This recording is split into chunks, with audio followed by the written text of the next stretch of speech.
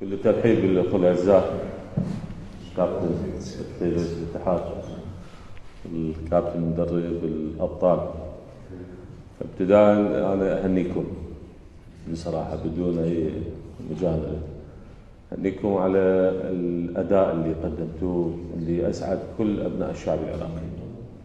فعلا عندنا منتخب نفتخر به، مستوى متصاعد من الاداء، فريق متجانس، لعب، حقق نتائج، فوز في 3 مباريات،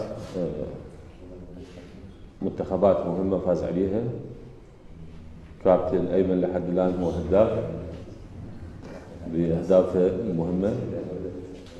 هذه كرة قدم، فوز وخسارة، لكن اللي شفناه أداء مغاير.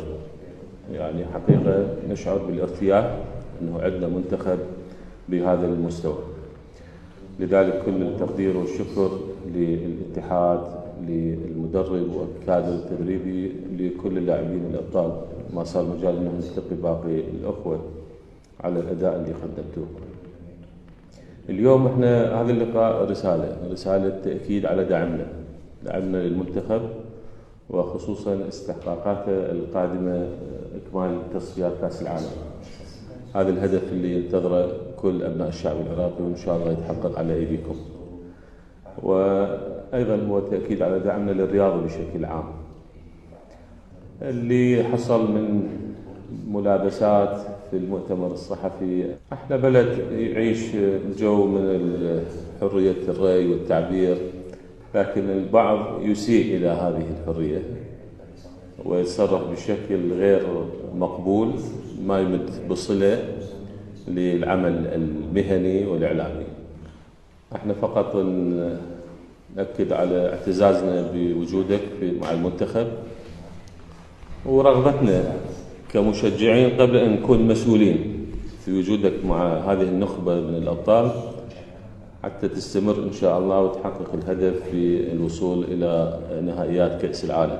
أبناء الشعب لحد الآن يذكرون فييرا المدرب في كأس آسيا 2007. من طبع العراقيين أنه يحبون أصدقائهم اللي يقفون معاهم ويقدمون لهم الدعم. اليوم شعبيتك أكثر من أي مدرب أجنبي تواجد في العراق.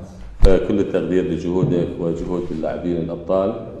يعني فعلا حسستونا أنه عندنا منتخب.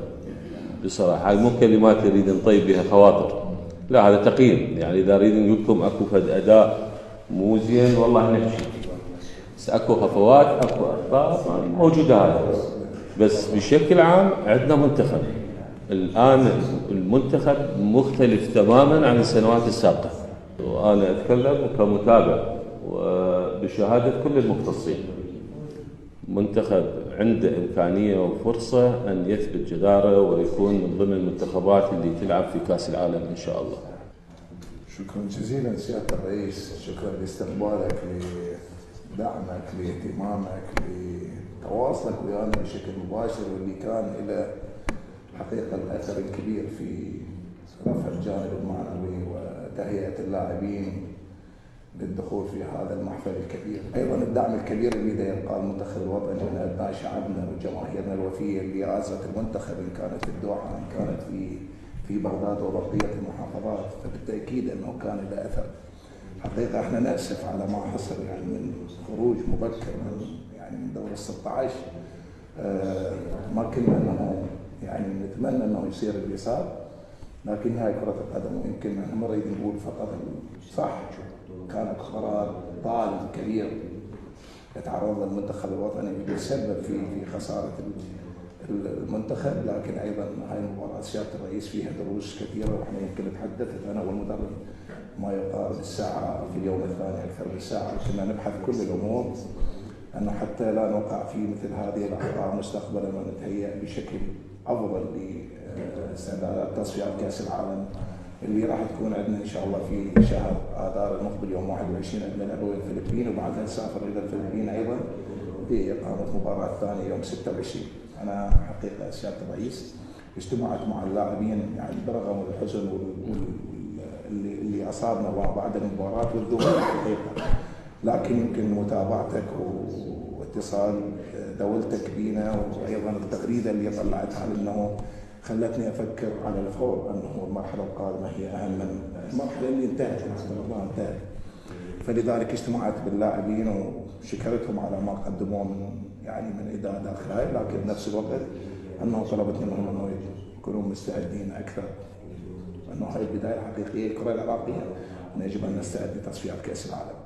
لذلك انا اعتقد اللي صار، اكرر اعتذاري واسفي نيابه عن الاتحاد وعن الكادر التدريبي وعن اللاعبين لدولتك ولشعبنا العراقي ولجماهيرنا، لكن احنا نوعدكم انه احنا راح الجميع يبذل كل ما يمكن لاسعاد شعب فشكرا جزيلا سياده الرئيس. ما قصرت اخوانك اعضاء الاتحاد، موقفهم داعم، هذا كلها جهود فريق عمل. Me gustaría darle las gracias al primer ministro por el recibimiento y, como ha dicho Mr. Hernán, también por todo el apoyo que hemos recibido durante el campeonato. أحب أشكر حضرتك سيادتك طبعا على هذا الاستقبال، وأيضا بأكد على كلام كابتن عدنان، دعم حضرتك المتواصل أكيد شيء مهم جدا وعامل مساعد لنجاح الفريق. He sido deportista y sé que para los jugadores escuchar de voz del primer ministro todo el apoyo es importante porque sientes que el país está detrás tuyo y te está respaldando. أنا شخص رياضي وأعلم أهمية إن لاعب كرة قدم يسمع صوت رئيس الوزراء أو الدعم الحكومي، ويعلم أن الشعب بالكامل أو الدولة بالكامل تقف خلفه. Yo me siento muy orgulloso de representar para mí, ahora mismo es como si fuera un ciudadano iraquí, lo he dicho muchas veces, lo he dicho en España, lo digo aquí, para mí el representar a la selección iraquí me siento